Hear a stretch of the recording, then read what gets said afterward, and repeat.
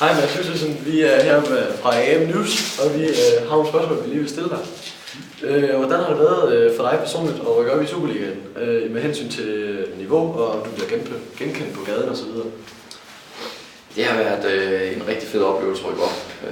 Og niveau, så er der ingen tvivl om, at der er lagt lidt på i forhold til første division. Men man skal også passe på med at gøre det til en for stor niveauforskel. For jeg synes faktisk også, at første division var god, og den er også god i år. Men der er nogle ting i kampene.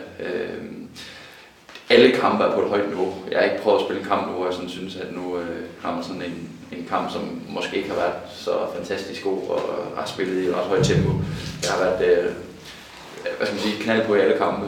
Og så er der selvfølgelig nogen, der stikker ud, hvor der har været ekstra meget fart på, og tempoet har været ekstra højt. Og det har været nogle rigtig, rigtig fede oplevelser at få som spiller. Det andet på mit år, det var? Det var, om du bliver genkendt.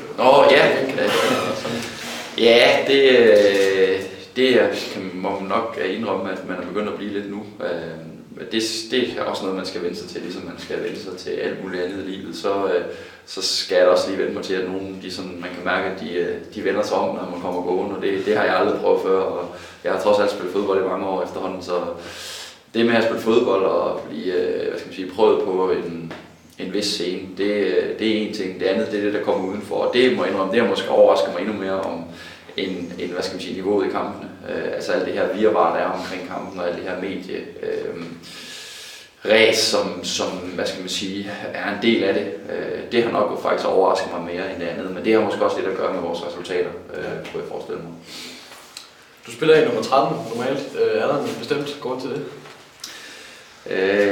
Ja, det er der faktisk. Det er måske en kedelig historie, hvis man kan sige sådan. Nej, men jeg har altid spillet i nummer 3, da jeg var yngre, da jeg kom tilbage til Uro. Jeg har ikke spillet i ret mange klubber. Jeg er også født her og ikke langt derfra og spillet her som ungdomsspiller. Men jeg var lige i Viborg i en kort periode, og da jeg så kommer tilbage, fik jeg trøje nummer 3.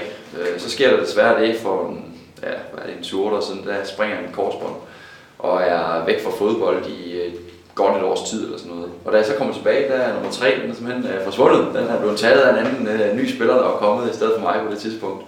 Og så stod jeg sådan lidt, hvad gør man så? Og jeg ville helst gerne have det der 3-tal på stadigvæk. Og så var 13 fri. Så tænkte jeg, ja, hvorfor ikke tage nummer 13? Den er fin nummer. Så blev det nummer 3, den har været fri mange gange siden. Men jeg har beholdt nummer 13, det passer mig fint. Ja.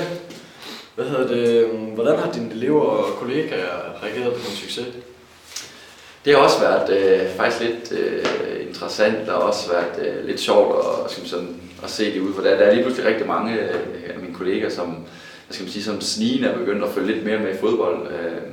Det startede jo, med vores, den sæson, vi havde i første division, specielt det efterår, hvor vi stort set gik ubesejret igennem, hvor der ligesom kom flere og flere på lærerværelset, ligesom begyndte at følge med i, hvad er lige der ved at ske hernede. Og det samme kan man sige lidt med eleverne. Men der har faktisk været mange elever, der i alt tid jeg undervist, som har vidst, at jeg har spillet fodbold hernede, og som også har set kampen og sådan noget. Men der er ingen tvivl om, at det seneste halve år her, der er det hele blevet forstærket. Og nu er det jo også sådan lidt, at nu har jeg ikke så mange timer, som jeg har haft på skolen, men det betyder også, at jeg ikke har berøring med så mange elever, som jeg har haft. Men derimod så kender man så ikke så mange, og så er der også den følelse, skal man også lige lære op på en skole, at der er nogle elever, der begynder at vende sig lidt og sådan noget efter en. Men det er noget, man må tage med, og det er noget, man er nødt til at vende sig til. Ja. Hvor ser du dig selv om 3 år? Om 3 år? Ja. Det er et godt spørgsmål. Ja, så langt tænker jeg nok slet ikke, hvis man kan sige det sådan. Det er faktisk et rigtig godt spørgsmål. Nu har jeg kontraktudløb her til sommer, og jeg er lige fyldt 32, så man kan sige, at jeg er sådan ved at nå en alder inden for fodboldverdenen, hvor man begynder at nå sit efterår, som man kan sige det sådan. Men det betyder ikke, at jeg ikke har ambitioner for at spille fodbold stadigvæk. Om det bliver i Hobro eller hvad det gør, det vil tiden vise. Der er jo ingen tvivl om, at jeg på et tidspunkt skal i dialog med Hobro omkring min fremtid. Men det nok handler mest om, det er jo også sådan lidt, at man skal have familieliv og arbejdsliv til at fungere, specielt hvis man skal spille videre i Hobro. Og nu er det jo sådan, jeg, som I nok også ved, har en gård, som gør, at man er lidt mere bundet end måske andre fodboldspillere er. Men det er der selvfølgelig også råd for i forhold til alle mulige muligheder. Men 3 år frem i tiden, det er altså svært spor om inden for fodboldverdenen. Men lurer mig, om jeg kan hente og lige måske have stoppet min karriere og vil begynde at nyde livet endnu mere ude på landet, som jeg godt kan lide, i forhold til den person, jeg er, og måske så begynde at undervise lidt mere, end jeg gør lige nu. Ja. Kunne du finde på at forlade Hobro for en større klub, eller et godt tilbud?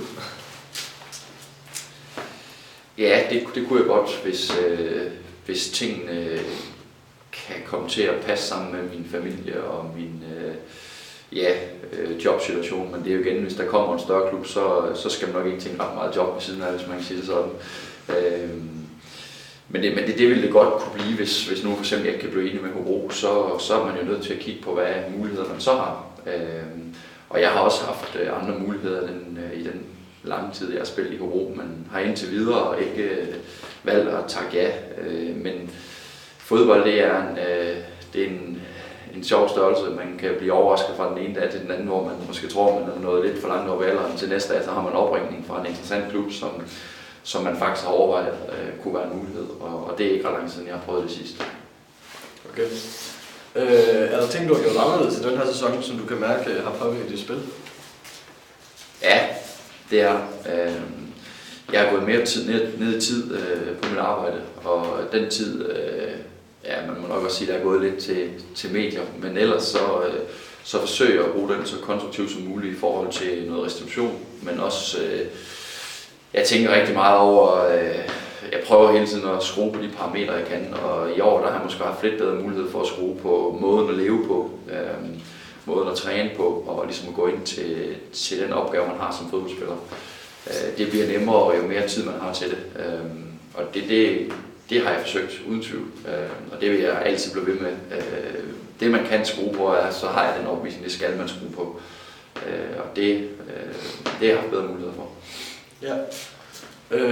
Hvad gør du for at få tid til at selvtræne, når du arbejder og sådan noget? Det er en af de udfordringer, jeg har, og det bliver ikke til ret meget selvtræning, i og med, at jeg har det liv, som jeg har.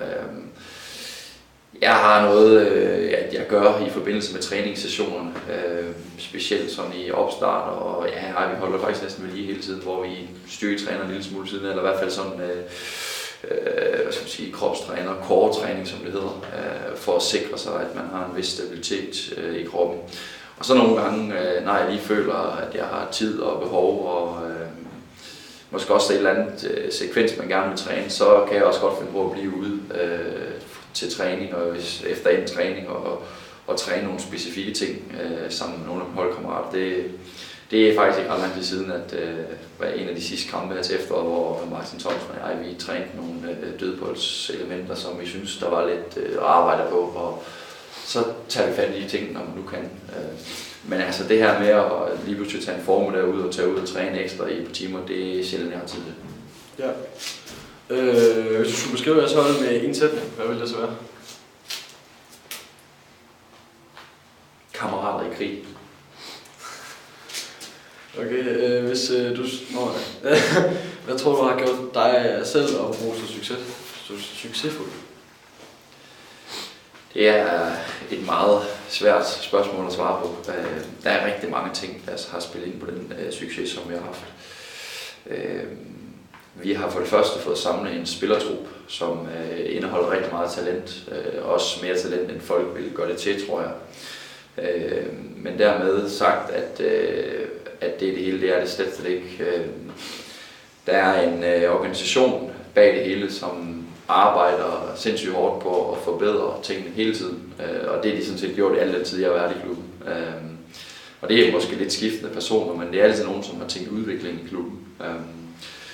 Så er der trænerelementet, eksempelvis da vi får Jonas Dahl ind, som kommer med nogle nye tanker og nye måder at være sammen på som trup og som hold, som helt sikkert også har en fortjeneste.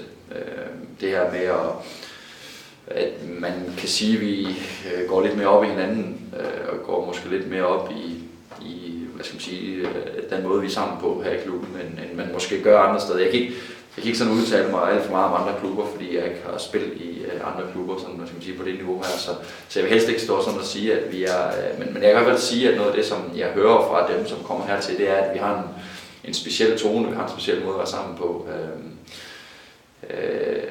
det her med, at der er mange, der taler om hierarki i fodbold. Det tror jeg også, vi har, eller det har vi også i klubben, men det er et hierarki, som ikke handler om at trykke andre, men det handler mere om, at man ved, at der er nogen, der måske tager nogle beslutninger i kampene til gavn og til hjælp til alle.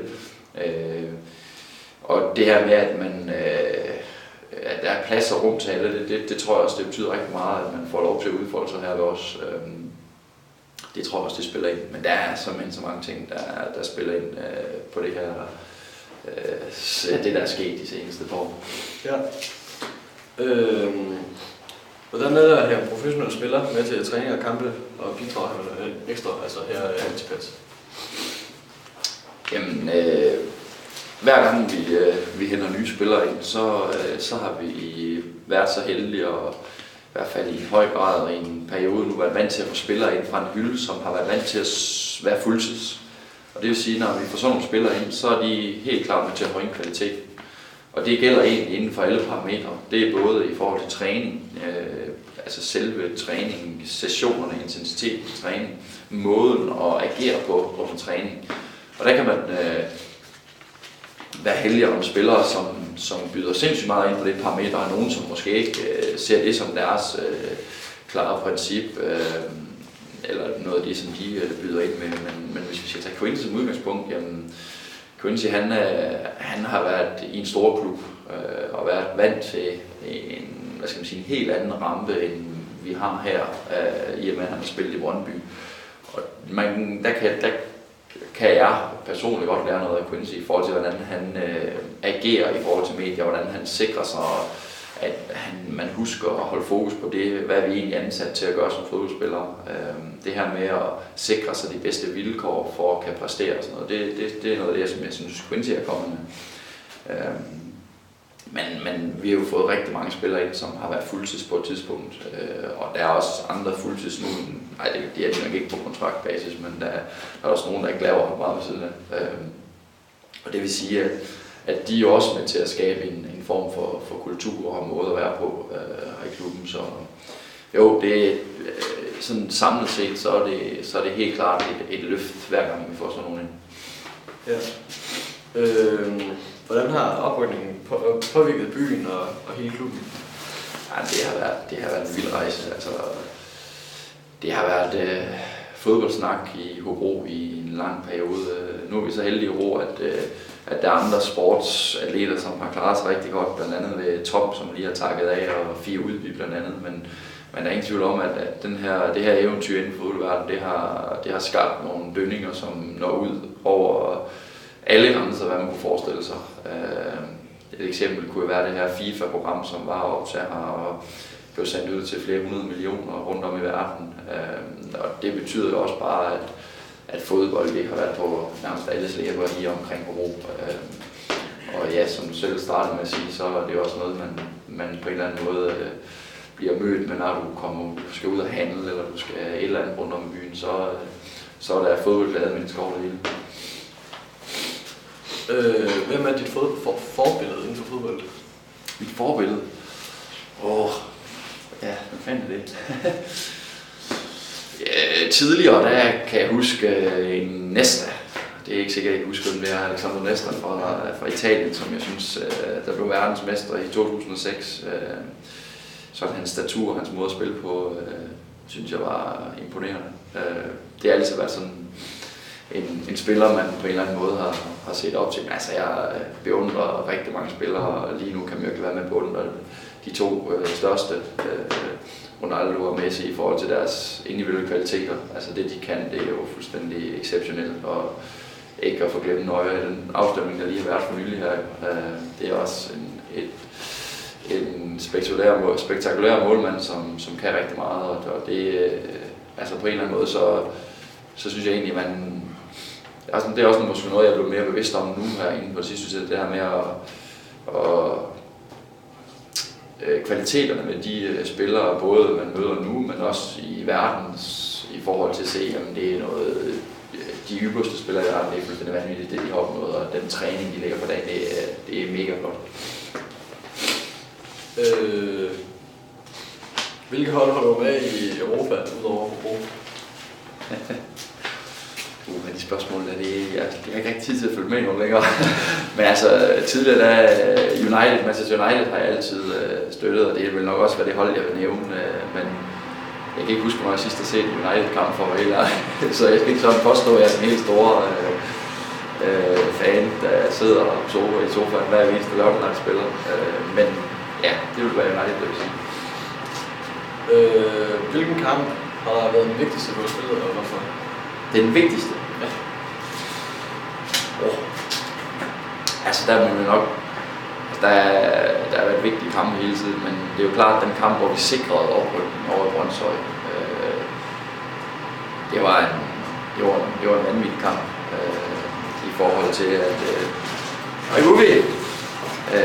i forhold til, at det man ligesom kunne være med til at skabe på det tidspunkt, at en så lille klub kunne komme med i den fornemmeste række, og det spændingsniveau, der var op til en kamp, det var på en eller anden måde ekstremt, og det er jo klart, at det var en rigtig vigtig kamp. Men omvendt så har jeg også spillet gyserkampe sæsonen før, hvor vi i den næstsidste kamp over i Vestjylland skal bruge point for at overleve i ringen i første division dengang.